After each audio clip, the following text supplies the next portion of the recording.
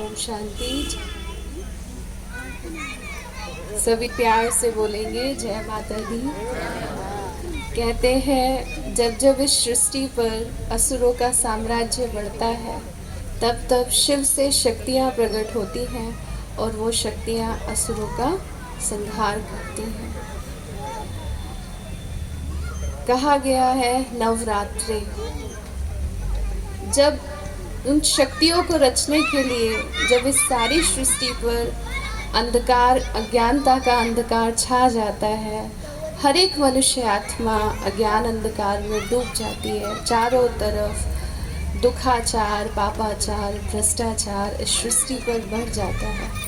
तब वो निराकार शिव परमात्मा इस धरा पर अवतरित होते और इस सारी सृष्टि को 5 विकारों से, 5 असुरों से, 5 असुर दिखाए हैं ना, शुंभ, निशुंभ, मधु, कैटभ और महिषासुर।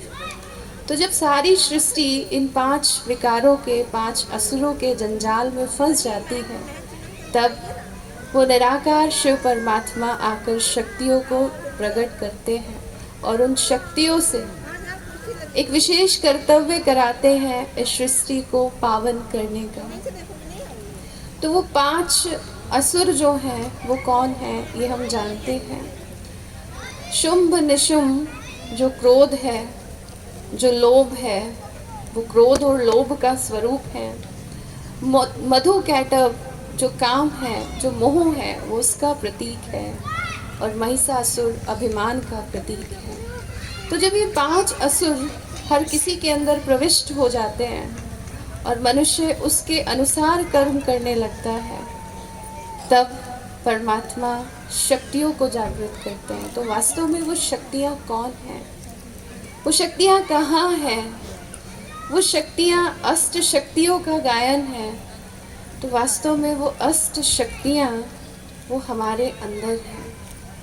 हमारी अष्ट शक्तियाँ जिनको हम भूल गए हैं, ये देवियाँ हमारी उन अष्ट शक्तियों का प्रतीक हैं। जब परमात्मा आकर ज्ञान का प्रकाश हमारे जीवन में डालते हैं तो हमारी सोई हुई शक्तियाँ जागृत होती हैं और उन सोई हुई शक्तियों के जागृत होने पर जो बुराइयों के चंगुल में आज हम सब मनुष्य आत्माएं फंसी हुई हैं, हम स्वयं को मुक्त करा सकते हैं। तो वो शक्तियाँ आज हर किसी को चाहिए। वो अष्ट शक्तियाँ कौन सी हैं, उनसे हम आपका परिचय करा देते हैं। अष्ट शक्तियों के बारे में हम जानेंगे। सबसे पहले है सहन शक्ति। आज हर किसी को चाहिए, चाहिए या नहीं चाहिए? क्या कहते हैं, क्या कहते हैं? हम बहुत सहन करते हैं। तो सहन शक्ति हर किसी को चाहिए आज। फिर उसके बाद आती है समाने की शक्ति। कभी कभी क्या होता है, सहन तो कर लेते हैं, हम रिएक्ट नहीं करते हैं, चुप हम रह जाते हैं किसी भी बात पर, लेकिन हम उसको समा नहीं पाते हैं। किसी तीसरे को हम जाकर बता देते हैं। जो कचरा अंदर में भर कर रखा था वो क्या करते हैं, दूसरों को भी थोड़ा सा दे आते हैं। तो समाने की शक्ति। तो सहन करना अर्थात सहन करना, क्या सहन करना? हम कहते हैं हम बहुत सहन करते हैं। वास्तव में जब तक हम ये शिकायत करते हैं हम बहुत सहन करते हैं, हम कुछ सहन कर ही नहीं रहे हैं, हमारे अंदर वो शक्ति है ही नहीं है। एक उदाहरण, जब एक पेड़ है जो फल फूल पत्तियों से लदा हुआ है, उसको कोई पत्थर मारता है तो वो पेड़ क्या करता है? वो शिकायत करता है, सब मुझे पत्थर मार रहा है और मुझे सहन करना पड़ रहा है। वो क्या करता है? मीठा फल देता है, छाया देता है, जब हवा चलती है तो सुकून देता है। तो सहन करना अर्थात हम किसी भी परिस्थिति के प्रभाव से प्रभावित ना हो, वो सहन शक्ति है। जैसे वो वृक्ष है, उसका क्या कार्य है? मीठा फल देना। तो सहन शक्ति का अर्थ है कोई हमें अच्छा दे, बुरा दे, लेकिन हम स्नेह दें, सहयोग दें और उनका सम्मान करें। सहन शक्ति भरपूरता की निशानी है। अंदर से हम कितना भरपूर हैं। हमें इच्छा कब होती है? हमें किसी भी चीज़ को पाने की इच्छा कब होती है? जब हमारे पास नहीं होता है। तो आज हम क्या मांगते हैं? आज हम कहते हैं आप हमें स्नेह दीजिए, आप हमें सम्मान दीजिए। कोई हमसे क्रोध से बात करता है, कोई हमसे प्यार से बात नहीं करता है, तो वो चीज़ें हमें हर्ट करती हैं। उन चीज़ों के लिए हम कहते हैं हम सहन करते हैं। लेकिन जब हम अपनी अंतर शक्तियों को जागृत करते हैं तो वास्तव में हमें देना आ जाता है, लेने की इच्छा हमारे अंदर नहीं रहती। फिर उसके बाद आती है समाने की शक्ति। समाना अर्थात ये नहीं कि हम उस बात को अंदर में रख लें और फिर उसका चिंतन करते रहें, वो तो ज़्यादा खतरनाक हो जाता है।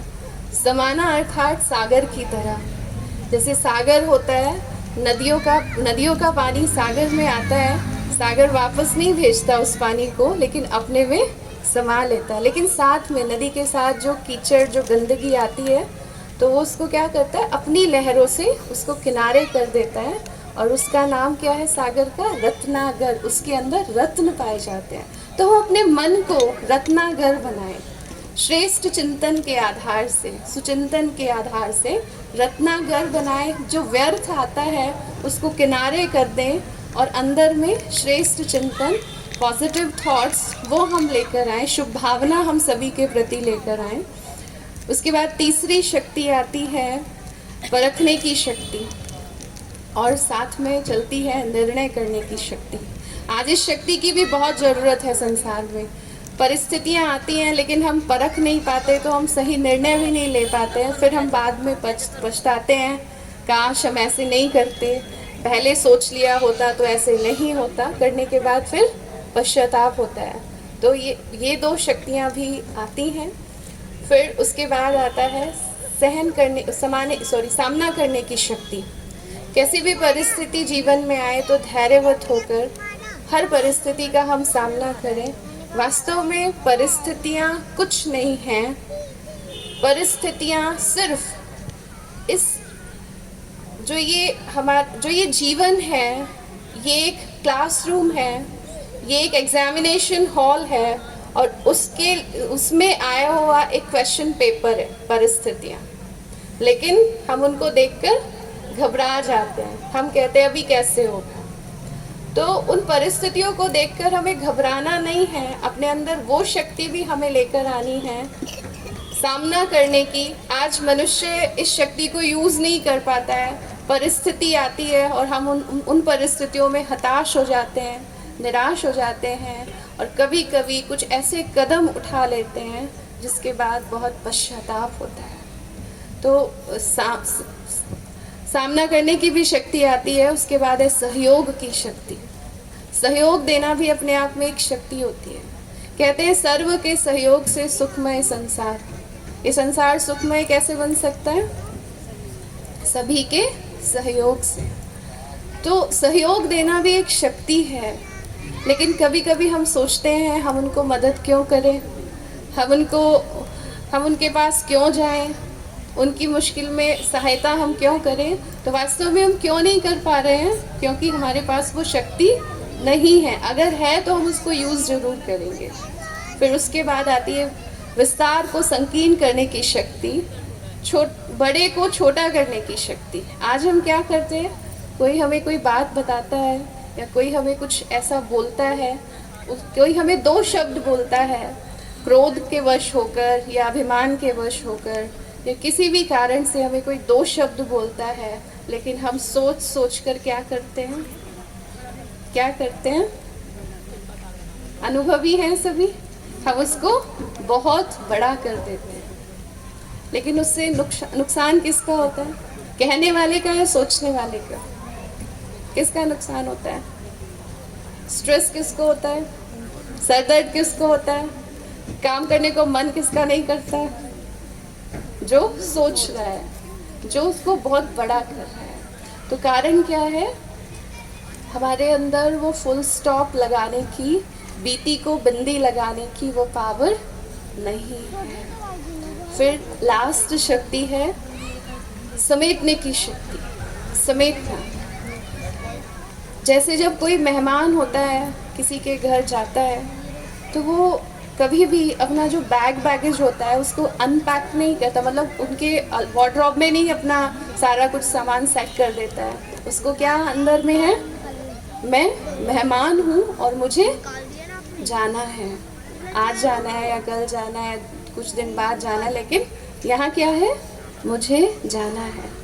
हम सब कहते आए हैं कि ये सृष्टि एक मुसाफिर खाना है, आज आए हैं और फिर सबको जाना है, लेकिन हम ये कहने तक सीमित रखते हैं। वास्तव में हम सब मेहमान हैं, हम सब मेहमान हैं या नहीं है? है ना? एक हम सब आत्माएं एक जर्नी पर आई हैं, जन्म जन्मांतर हम आत्मा रोल प्ले करती आई हैं, जहाँ जिस आत्मा का रोल प्ले जो पार्ट है वो पूरा होता है तो वो हम फिर अपने आगे के पार्ट के लिए चले जाते हैं। तो हम सब एक इस यहाँ पर इस सृष्टि पर मेहमान बनकर आए हैं, लेकिन हम क्या समझते हैं, हम क्या समझते हैं कि सब कुछ बस यही है और सब कुछ हमारा है, और फिर हम सब क्या करने लगते हैं, बटोरने में लगते हैं, समेटने के बजाय बटोरने में। एक समय था कहते थे तेरा सो तेरा मेरा सो मेरा, और अभी क्या कहते हैं, मेरा तो मेरा है ही है, तेरा भी मेरा ही हो जाए। तो समेटना है मन और बुद्धि। फिर उसके बाद एक कारण और है, हमारी बुद्धि का विस्तार आज चारों तरफ फैला हुआ है। फिर हम अपने मन को कहते हैं, हे मेरे मन तू प्रभु में लग।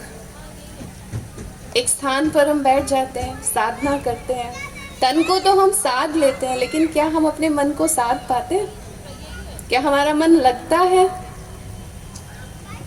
तन से तो हम वहां बैठे हैं, लेकिन क्या मन प्रभु में लगा? गीता में क्या है, मन मना भव। हे अर्जुन, मन को मेरे में लगाओ, क्योंकि शांति किसको चाहिए, तन को चाहिए या मन को चाहिए? मन को चाहिए, लेकिन मन तो जुड़ा ही नहीं, तो शांति मिलेगी कैसे? इसलिए आज ये सारा संसार क्या मांगता है भगवान से? शांति। शांति चाहिए आज हर किसी को। तो वो शांति की शक्ति कैसे आएगी? जब हमारे अंदर समेटने की शक्ति आएगी। तो समेटना अर्थात जो भी इससे पहली शक्ति बताई, विस्तार को संकीर्ण करना, बड़ी बात को छोटा करना। जब हम विस्तार में नहीं जाकर बातों को फुल स्टॉप लगाते हैं तो हमारे अंदर समेटने की शक्ति आती है, और समेटने की शक्ति के आधार से हमारे मन की एकाग्रता बढ़ती है, और फिर हम अपने मन को जहाँ लगाना चाहें हमारा मन लगता है। तो जब ये अष्ट शक्तियाँ हमारे अंदर आ जाती हैं तो हमारे जीवन में परफेक्शन आ जाती है, जीवन जीने की कला आ जाती है। आज हमसे कोई पूछता है कैसा चल रहा है, तो क्या कहते हैं हम सभी? कैसा चल रहा है? कट रही है, बीत रही है, ऐसे ही बोलते हैं ना। हम कभी बोलते हैं हम अपना जीवन आनंद से जी रहे हैं, एक एक पल को हम अपने जीवन के एंजॉय कर रहे हैं सुख में? कभी नहीं बोलते हैं। क्यों नहीं बोलते हैं? क्योंकि आज ये अष्ट शक्तियाँ हमारे अंदर से खत्म हो गई हैं। तो ये अष्ट शक्तियाँ जब जागृत हो जाती हैं तो ये संसार सुखमय बन जाता है, और इस धरा पर सुख, शांति, समृद्धि, पवित्रता, और ये संसार सतयुग कहलाता है।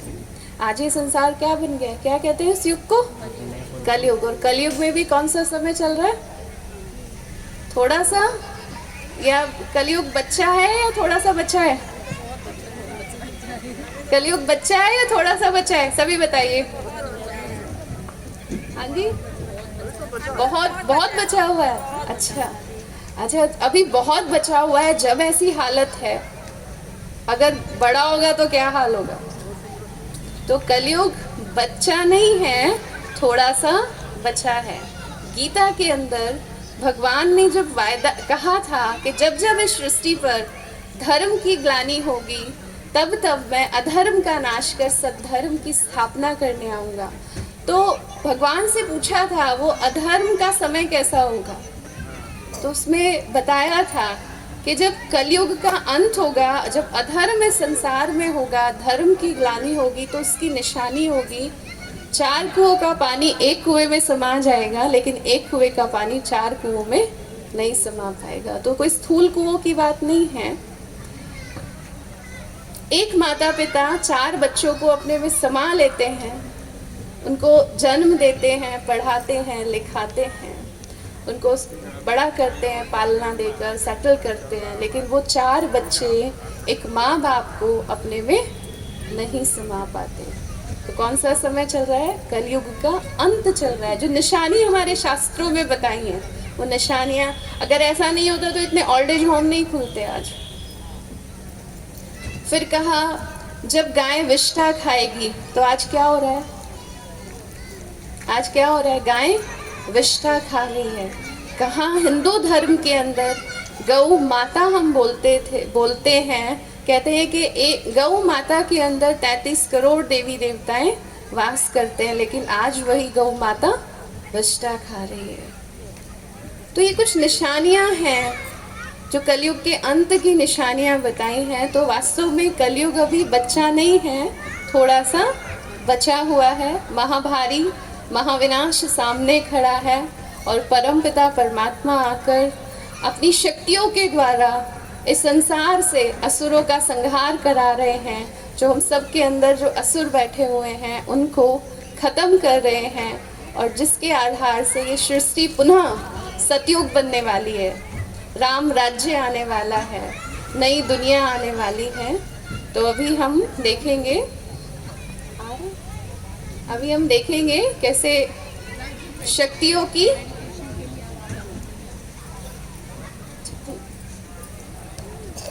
तो हम कैसे अपने अंदर बैठे हुए बुराइयों को हम खत्म करें, वो राजयोग मेडिटेशन के आधार से वो भी बताया जाता है। कैसे हम अपने जीवन में सुख और शांति लाएं, आत्मचिंतन के द्वारा, सेल्फ रियलाइजेशन के द्वारा, गॉड रियलाइजेशन के द्वारा, वो भी बताया जाता है। यही इसी सोसाइटी में केंद्र है, वहाँ पर आप आकर राजयोग मेडिटेशन कोर्स भी कर सकते हैं। उसके कोई चार्जेस नहीं होते हैं, तो उसके लिए भी आप आमंत्रित हैं। ओम शांति। अभी हमारे सामने कि कैसे